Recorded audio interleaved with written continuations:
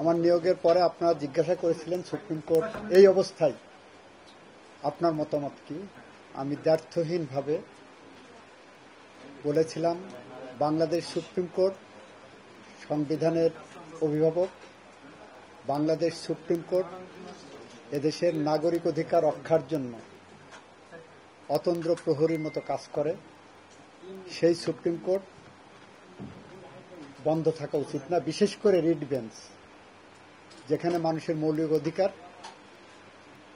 বলবৎ রাখা হয়। জরুরি অবস্থায় ভ্যাকেশন বেঞ্চ থাকতে পারে, এটা আমরা বলেছিলাম। আমি আশা করি ইতিমধ্যেই কিছুটা সংকট কেটেছে মনে হয়, এবং সরকার দ্রুত পদক্ষেপ নিয়েছেন সুপ্রিম কোর্টকে, মানুষের আস্থার জায়গাকে অতি দ্রুত চালু করার জন্য। আপনারা দেখেছেন ছাত্র আন্দোলনের কারণে তাদের দাবির মুখে এখানে সুপ্রিম কোর্টের সংস্কারের একটা উদ্যোগ সরকার গ্রহণ করেছেন।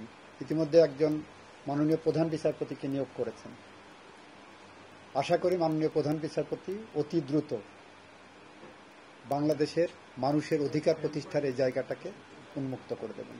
বাংলাদেশের দ্বিতীয় প্রজন্ম বা দ্বিতীয় মুক্তিযুদ্ধের চেতনা যেটা, সেই চেতনাটাই, মুক্তিযুদ্ধটাই হয়েছে সমস্ত অনিয়ম, অবিচার, অনাচারের বিরুদ্ধে জনগণ রুখে দাঁড়িয়েছে, জনগণ জাগ্রত হয়েছে।